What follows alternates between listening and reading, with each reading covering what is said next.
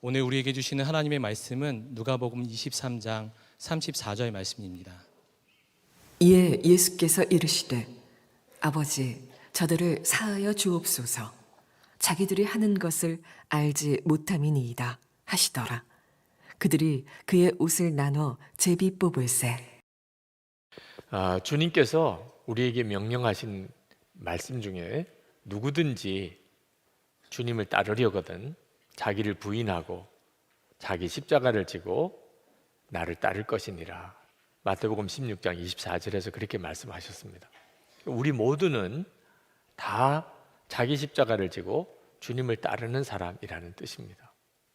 그런데 참 안타까운 것이 자기 십자가가 뭔지를 명확하게 모르는 겁니다. 여러분은 여러분이 질 십자가가 뭔지 아십니까? 자기 십자가를 모르니까 자기 십자가를 지고 주님을 따를 수가 없는 거죠.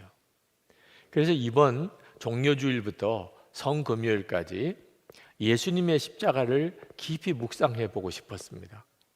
예수님의 십자가가 내 십자가를 보여주는 것이기 때문에 그렇습니다. 그래서 예수님께서 십자가에 달리셔서 하셨던 말씀이 7마디 말씀이 있는데 그걸 가상칠언이라고 말합니다. 그 7마디 말씀을 가지고 오늘 종려주일부터 그리고 고난주간 새벽기도회 그리고 성금요일 예배까지 7번의 말씀을 나누려고 합니다. 저는 이 가상칠언을 통해서 하나님께서 우리에게 반드시 우리가 져야 될 십자가가 뭔지를 보여주실 거라고 믿습니다. 이 말씀을 묵상하면서 예수님이 십자가에 달리셨을 때는 어떤 느낌이셨을까? 그런 궁금함이 생겼습니다. 그래서 주님이 십자가에 달리실 때 그때 그 주님께 감정이입을 해서라도 그 주님의 느낌, 그때 주님이 생각하셨던 것, 상태를 조금이라도 좀 알고 싶었습니다. 그러다가 화들짝 놀라서 중단했습니다. 예수님이 십자가에 못 박히실 때 양쪽 손목을 대못으로 박히는 바로 그 부분을 묵상하다가 그냥 벌떡 자리에 일어나서 중단했습니다. 그건 상상하는 것조차도 끔찍할 만한 정말 무서운 일이었습니다. 한동안 가슴이 뛰어서 안정이 안 될 정도로 그렇게 두려운 것이었습니다. 예수님의 십자가는 정말 끔찍하고 무서운 것이었습니다. 로마의 키케로가 십자가는 가장 잔인하고 무서운 죽음이라고 그렇게 표현을 했는데 실제로 로마 법에 의하면 사람을 십자가 처형을 할 때 조건을 아주 까다롭게 정해 놓았습니다. 아무에게나 십자가형을 주지 못하게 한 거죠. 너무 그 십자가형이 끔찍한 것이니까. 로마 시민들은 무슨 죄를 지어도 절대로 십자가에 못 박아 죽이지는 않도록 또 했습니다. 그 십자가에 예수님이 달리신 것, 그리고 그 십자가에 달리셔서 7마디 말씀을 하셨습니다. 그 큰 고통을 겪어보면 사람이 아무 생각을 못한다고 그럽니다. 아프다는 것 외에는 아무 생각이 안 나는 거죠. 예수님께서 십자가에 달리신 그 고통은 정말 우리가 당하는 모든 고통의 가장 최악의 고통일 것입니다. 그때 예수님이 7마디를 하셨는데 비명이었을까요? 신음이었을까요? 이제 우리가 한번 살펴보시면 좋겠습니다. 이 십자가에서 7마디의 말씀이 저와 여러분의 삶을 완전히 바꾸어 놓을 것이라고 저는 믿습니다. 이번 7마디 가상칠언 강의를 통해서 그 은혜가 여러분에게 있기를 축복합니다. 예수님께서 십자가에 달리셔서 못 박히신 상태에서 하신 첫 번째 말씀이 오늘 읽은 본문 누가복음 23장 34절 말씀입니다. 예수님이 십자가에 못 박혀 달리실 때 많은 유대인들은 나와서 구경을 했습니다. 관원들은 그 모습을 보고 비난을 했습니다. 군인들은 회롱을 했습니다. 예수님의 십자가 바로 아래서는 로마 군인들이 예수님이 입고 있는 옷을 한 조각이라도 더 가지려고 제비를 뽑고 있었습니다. 그런 상황에서 예수님은 하나님께 기도를 드리셨습니다. 아버지, 저들을 사하여 주옵소서. 자기들이 하는 것을 알지 못함이니이다. 예수님은 산상수훈에서 내 원수를 사랑하고 너를 핍박하는 자를 위하여 기도하라, 그렇게 말씀하셨는데 예수님 자신이 그 말씀을 지키신 겁니다. 예수님께서 자기를 십자가에 못 박는 이들을 용서하셨을 뿐만 아니고 그들을 변호하셨습니다. 모르니까, 자기가 하는 일을 모르니까 하나님 저렇게 하는 거 아닙니까? 그러니 하나님 용서해 주셔야 되지 않겠습니까? 실제로 예수님을 십자가에 못 박은 이들은 자기들이 무슨 일을 하는지 몰랐습니다. 알았다면, 하나님의 아들을 십자가에 못 박는 줄 진짜 알았다면 그렇게 할 사람 누가 있겠습니까? 그런데 모르고 지었다고 죄가 아닌 것은 아닙니다. 오히려 죄를 짓고도 죄인 줄 모르는 것이 정말 무서운 것입니다. 예수님을 십자가에 못 박으라고 빌라도에게 예수님을 데려갔더니 빌라도가 아무리 신문을 해봐도 십자가에 못 박아 죽일 죄가 없는 겁니다. 그런데 유대인들은 다 십자가에 못 박아 죽이라고 하니 이 빌라도가 손을 씻었습니다. 나는 이 일에 아무 책임이 없다, 그런 뜻이죠. 너희들이 책임지라. 그때 유대인들이 이렇게 소리쳤습니다. 누가복음 마태복음 27장 25절에서 그 피를 우리와 우리 자손에게 돌릴지어다. 정말 모르고 한 말이겠죠. 안다면 이런 말 못하죠. 예수님, 하나님의 아들을 십자가에 못 박아 피 흘리게 한 그 죄값을 자기들과 자기 자손들에게 돌리라. 어떻게 이런 말을 할 수 있어요? 정말 몰랐던 거예요. 모르고 그 끔찍한 죄를 지었던 겁니다. 사람들이 흔히들 어떻게 죄 안 짓고 살 수 있느냐, 그런 말 합니다. 정말 모르니까 하는 거예요. 죄가 뭔지 정말 모르니까. 조나단 에드워드가 이런 말을 했습니다. 그 사람들을 지옥에 1분만 가 있게 한다면 그는 평생 죄를 안 짓고 살 것이라. 사람들이 죄가 뭔지를 모릅니다. 그러니까 죄 안 짓고 어떻게 살아? 마음을 죄에다가 열어놓고 있는 겁니다. 그래서 죄를 짓고 죄의 종로로 사는 겁니다. 어떤 모임에 가서 이 땅에 음란물이 다 제거되기를 우리 기도합시다. 우리 능력으로는 할 수 없지만 기도는 할 수 있잖아요. 그랬더니 어떤 분이 대답하기를, 그러면 무슨 재미로 사느냐? 깜짝 놀랐습니다. 모르는 거예요. 죄가 얼마나 무서운지를 실제로 모르는 사람들이 너무나 많습니다. 비록 그들이 하나님의 아들을 십자가에 못 박는 것이 얼마나 무서운 죄인지, 그리고 자기들이 못 박는 그분이 하나님의 아들인지를 그들이 몰랐다 하더라도 그 죄값을 어찌 작다고 말하겠습니까? 그 죄의 값이 어떻게 그냥 없어지겠습니까? 그런데 예수님은 한사코 하나님께 매달리셨어요. 지금 예수님의 손과 발에 대못이 박혀 있는 상황입니다. 그런 상황에서 하나님께, 하나님 몰라서 저러니 저들을 용서해 주셔야 하지 않겠습니까? 그렇게 기도하셨어요.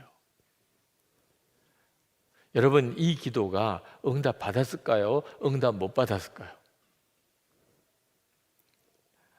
응답 받았죠. 예수님이 하나님께 드렸던 기도가 어찌 응답이 안 될 수 있겠습니까? 50일이 지나고 난 다음에 오순절 마가다락방에 성령이 임하고, 그리고 베드로가 뛰쳐나가서 예루살렘 거리에서 너희들이 죽인 그 예수가 그리스도 부활하셨다고 그렇게 선포했을 때 수많은 사람들이 어찌할꼬 하면서 베드로에게 나아왔습니다. 그때 베드로가 그들에게 말하기를 자기가 지은 죄를 회개하고 죄 사함을 받으라. 그리고 예수 그리스도의 부활의 복음을 전해 주었습니다. 그날 3,000명이 넘게 예수를 믿었다고 그랬습니다. 어떻게 이런 일이 벌어지죠? 예수님이 십자가에서 기도하셨기 때문에, 저들의 죄를 사하여 달라고 기도하셨기 때문에 그런 역사가 일어난 거죠. 흔히들 유대인들이 예수님을 십자가에 못 박아 죽였기 때문에 40년 뒤에 예루살렘이 완전히 멸망하고 2000년 동안 그들이 나라 없는 백성이 되었다고 그렇게 말하기도 합니다. 히틀러가 유대인을 600만 명이나 학살을 했습니다. 가스실에서. 이런 끔찍한 일이 어떻게 일어났습니까? 이 유대인들이 예수님을 십자가에 죽였기 때문에 그런 일이 일어났다고 말하는 사람도 있습니다. 절대 그렇지 않습니다. 유대인들은 이미 용서받았습니다. 예수님께서 십자가에서 분명히 저들은 알지 못해서 그러니 아버지 저들을 사하여 달라고 기도했고, 또 하나님은 그렇게 용서하셨습니다. 유대인들이 600만 명이나 학살당한 것은 벌 받아서 그런 게 아닙니다. 그건 전적으로 사탄의 역사입니다. 또 하나, 유대인들이 예수님을 십자가에 못 박은 것만 아닙니다. 우리 모두가 다 사실 예수님을 십자가에 못 박은 자입니다.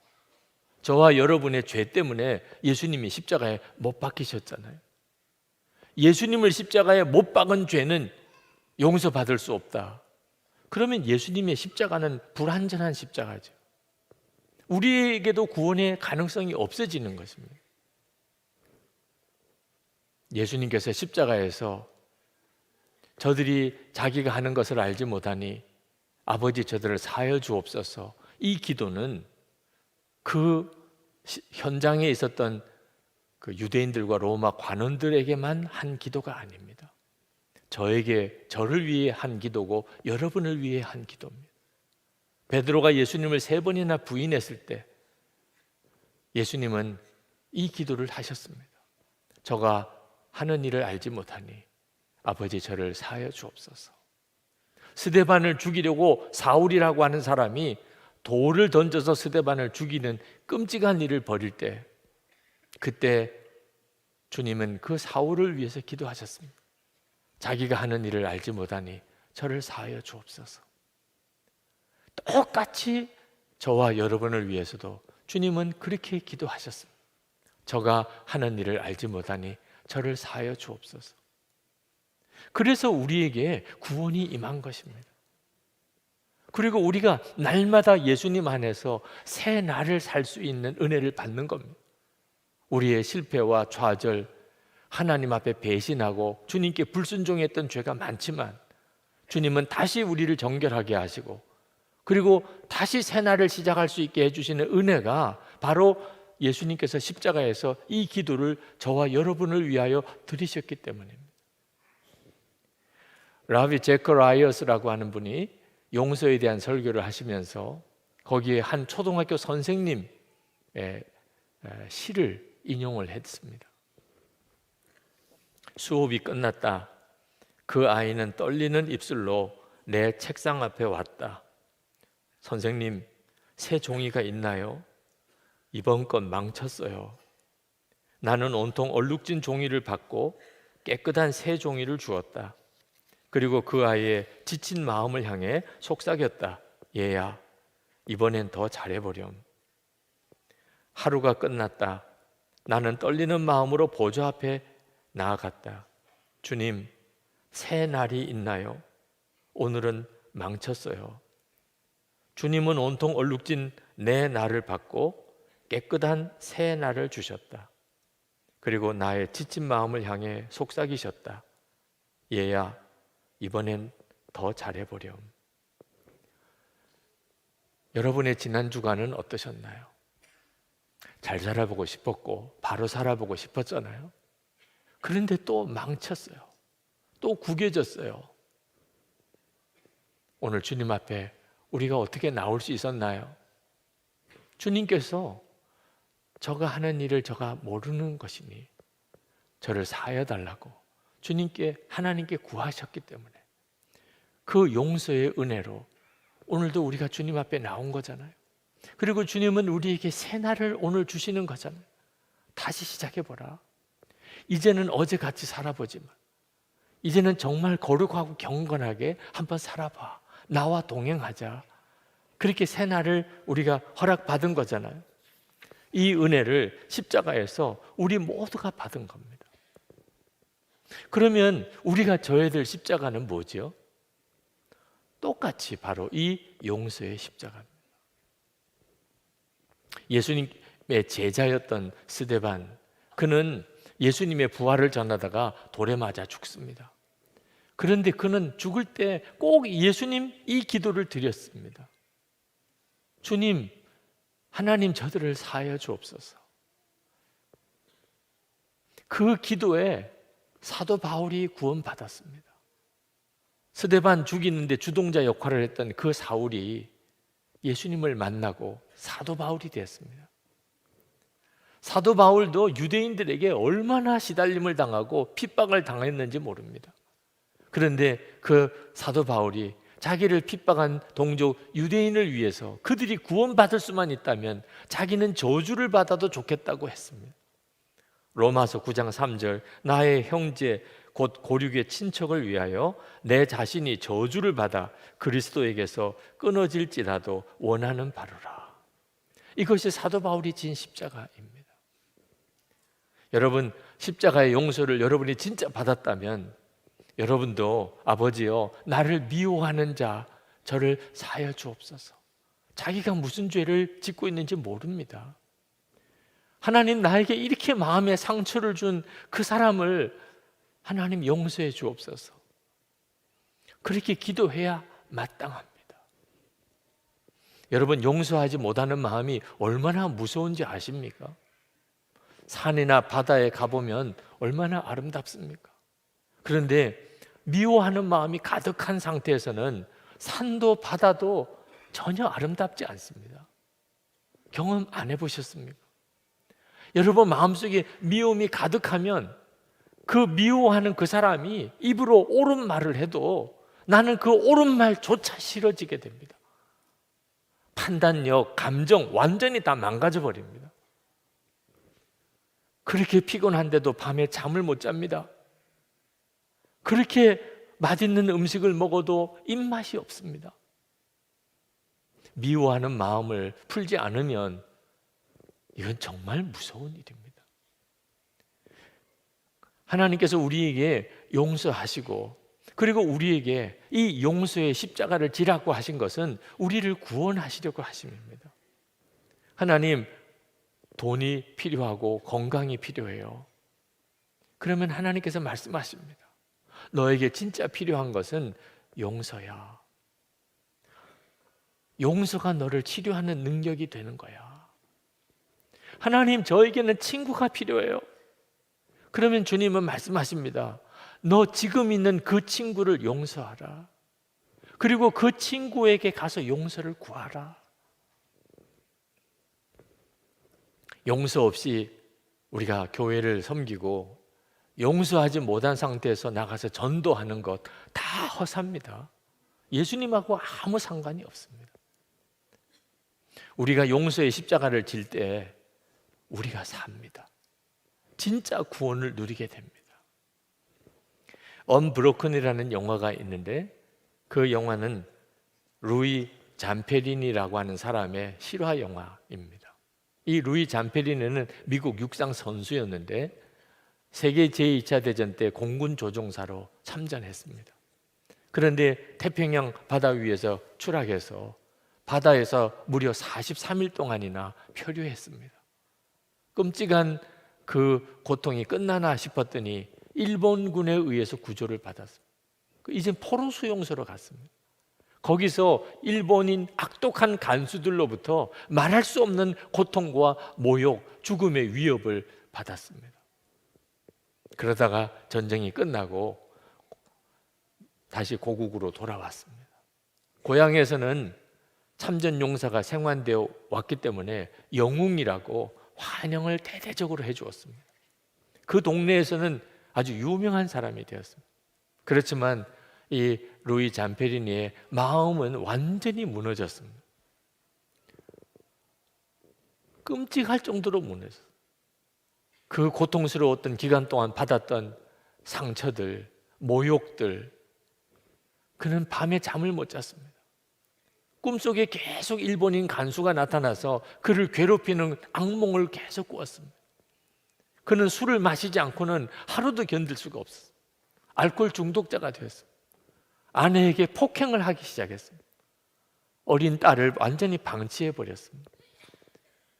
이 잠페리니는 그 지난날의 아픈 상처를 극복해낼 수 있는 마음의 힘이 없었어요.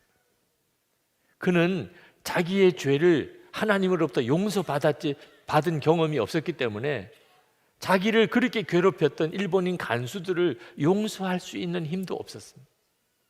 완전히 폐인이 되어 있을 때 빌리 그레함 목사님의 집회가 열렸습니다. 주변 사람들이 이 루이 잠페리니를 데리고 그 집회에 참석을 했습니다. 거기서 비로소 처음 십자가의 복음을 들었습니다. 예수님의 십자가에서 하신 이 용서의 고백을 들었습니다. 그리고 그가 눈물로 자기의 죄를 고백했습니다.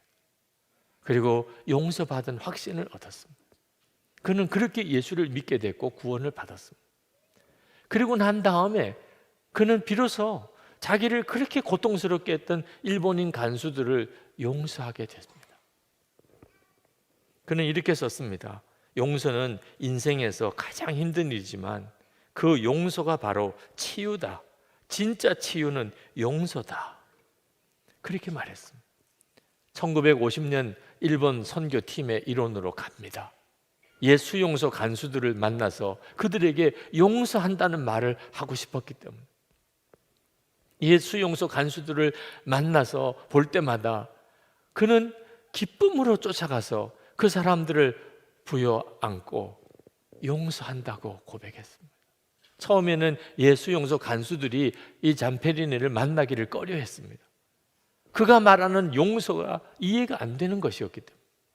그런데 만나서 그가 만났던 예수님에 대해서 듣고 그가 경험했던 용서를 경험하고 그가 말하는 용서를 고백받으면서 한 사람만 제외하고 다 예수를 믿었다고 그랬습니다. 그 한 사람이 와타나베라고 하는 간수인데 그는 끝까지 나타나지 않았습니다. 가장 악독하게 이 잠페리니를 괴롭혔던 그 간수는 끝까지 얼굴을 드러내지 않았습니다. 결국은 그에게는 편지만 쓸 수밖에 없었습니다. 자기가 예수 그리스도를 만났던 일을 쓰고 그리고 진심으로 당신을 향한 나의 증오가 사랑으로 바뀌었다는 것을 쓰고 그리고 당신도 그리스도인이 되기를 바랍니다 라고 하는 편지를 남기고 돌아왔습니다. 헐리우드 장로교회에서 이 루이 잠페르니와 함께 신앙생활을 했던 마크 로버츠라고 하는 사람이 그에 대해서 이런 증언을 했습니다. 루이 잠페리니는 내가 알았던 가장 행복한 사람입니다. 볼 때마다 루이는 열정으로 튀었습니다. 말 그대로 몸이 톡톡 튈 때도 많았습니다. 그는 스케이트보드를 타고 교회 안을 휙휙 휘젓고 다니기를 좋아했습니다.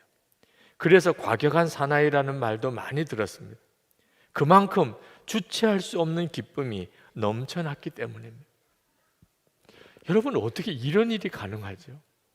완전히 폐인이 될 정도로 그렇게 망가졌던 사람이 주체할 수 없는 기쁨으로 사람들이 오해할 정도로 그렇게 밝은 사람이 되었다는 말이에요.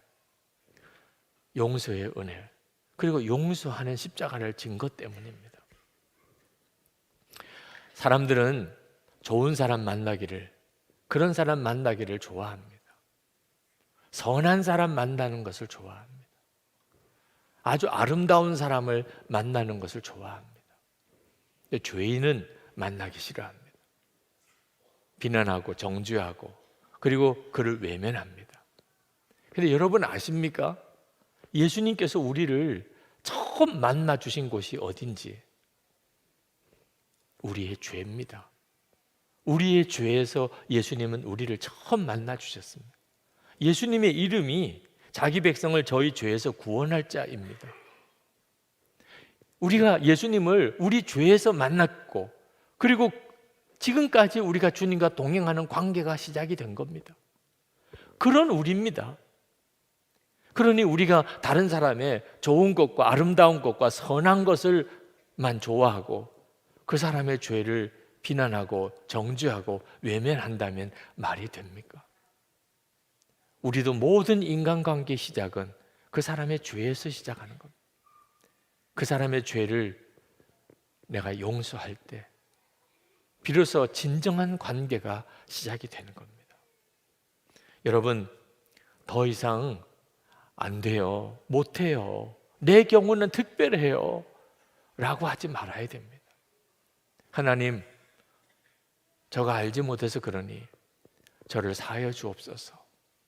이 고백이 여러분을 살리는 겁니다. 그렇지 않으면 죽습니다. 저절로 되는 거라면 십자가라고 할 이유가 없겠지요. 우리가 져야 될 십자가 외면하면, 그러면 우리는 진짜 완전히 망가지게 됩니다. 내가 진짜 용서받은 사람인지는 내가 용서하는 것을 보고 알 수 있는 겁니다. 오늘 말씀을 준비하면서 저는 저 개인적으로 저에게 두 가지 질문을 해보았습니다. 하나는, 나는 진짜 하나님으로부터 용서받았나? 그럼 뭐 대답하기가 오래 걸리지 않더라고요. 금방 아멘! 라고 하는 확실한 대답이 나왔습니다. 두 번째 질문은, 그러면 나는 나에게 상처를 준 사람 다 용서했나? 거기에 대해서는 금방 아멘 할 수가 없더라고요. 생각해 봐야 되잖아요.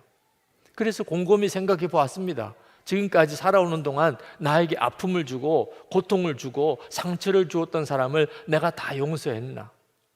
생각나는 사람들마다 가만히 곱씹어 보니 다 용서했더라고요. 그런데 그 순간에 갑자기 어떤 한 사람이 생각이 났습니다. 초등학교 1학년 때 담임 선생님. 그 선생님 앞에 불려나가서 긴 자막대기로 머리를 여러 번 맞았습니다. 월삭은 가져와. 월삭은 가져오라고. 그때는 초등학교 월사금이 있었습니다. 왜 그런 매를 맞았는지는 모르죠. 우리 아버님, 어머님이 왜 월사금을 안 내셨는지도 모릅니다.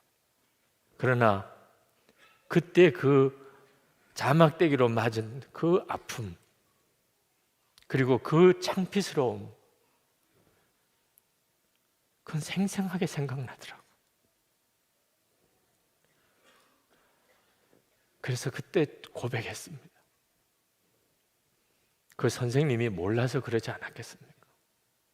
우리 집 형편도 몰랐고, 그리고 내 마음도 모르셨고, 그 선생님이 모르지 않았겠습니까? 그러니 그를 용서해 주십시오. 참 눈물이 나더라고요. 그러면서 제 마음에 풀어짐이 있었습니다. 여러분, 우리가 용서의 십자가를 져야 될 사람은 의외로 아주 우리와 가까운 곳에 있는 사람이에요. 여러분, 남편이나 아내 때문에 힘들어 하시는 분 있습니까? 그러면 저의 죄를 사하여 주옵소서. 몰라서 그렇지 않습니까? 여러분, 이 기도 해야 합니다. 자녀 때문에 눈물로 탄식하는 분 있습니까? 마찬가지입니다. 하나님, 저가 몰라서 그러니 저를 사하여 주옵소서. 기도해야 합니다. 여러분에게 마음에 상처를 준 사람, 여러분을 진짜 힘들게 하는 사람, 여러분 그 미움의 감옥에서 벗어나야 됩니다. 그를 위해서 용서의 기도를 할 때, 용서의 십자가를 질 때 비로소 여러분은 그 미움의 감옥이 깨트려지는 것을 경험하게 됩니다. 저주 같은 마음의 그 굴레가 벗겨지는 것을 느끼게 됩니다. 가장 강력한 기도, 가장 놀라운 응답의 기도입니다. 하나님이 확실하게 응답해 주시는 기도, 용서의 기도예요. 이 기도 속에서 비로소 진짜 구원받은 자의 평안, 기쁨, 감사, 사랑이 솟구쳐 나오게 되는 것입니다. 오늘 이 시간 이 은혜를 우리 모두가 다 받았습니다. 정말 누려야 합니다. 그리고 여러분도 이 용서의 기도를 드리는, 자기 십자가를 진짜 지고 주님을 따르는 자 되기를 축복합니다. 이 시간에 우리 잠깐 눈을 감겠습니다. 찬양을 그냥 처음에는 들으십시오. 찬양을 들으시면서 여러분을 향한 주님의 용서의 은혜를 한번 깊이 경험해 보시기 바랍니다.